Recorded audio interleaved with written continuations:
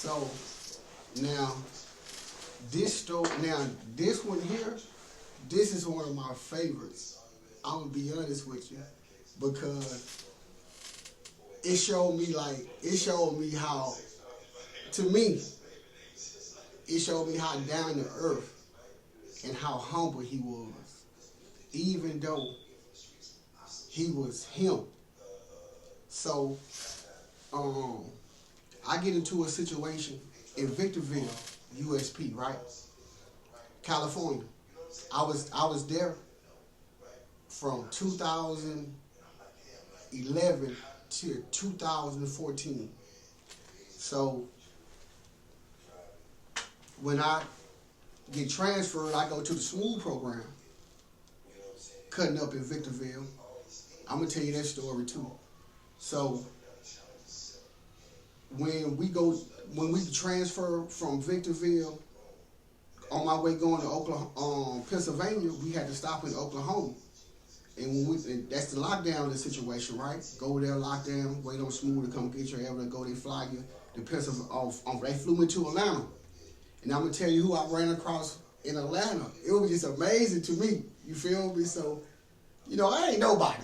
You know what I'm saying? So when I go to Oklahoma and they put me in lockdown,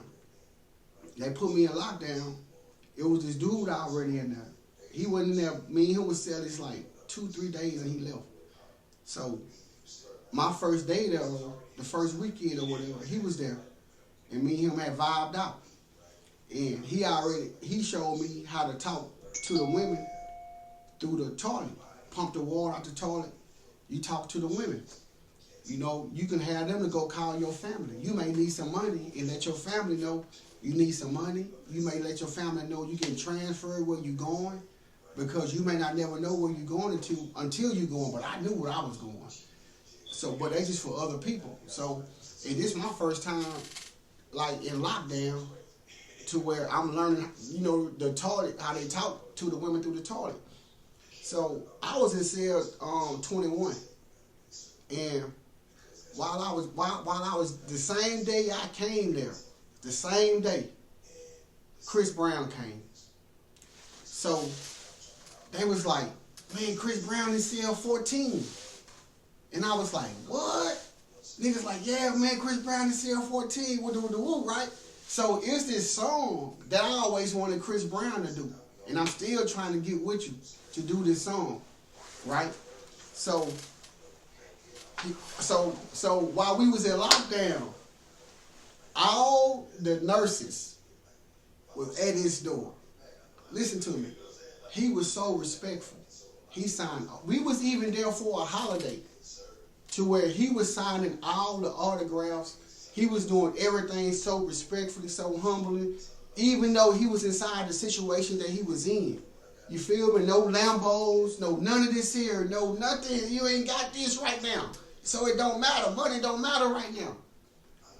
But the most humbling thing that he did, and I said, I'ma always rock out with this dude, man. And I ain't never known him to be no sucker, no way.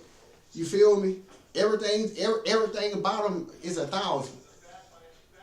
When we was in the cell, and my cellie was trying to get hold to the girls upstairs. And, he had this little chick for a little day or two while he there. You feel me? Because that's how long he's going to be there. They just going to be doing favors, make a phone call to your family. And he pumped the water out.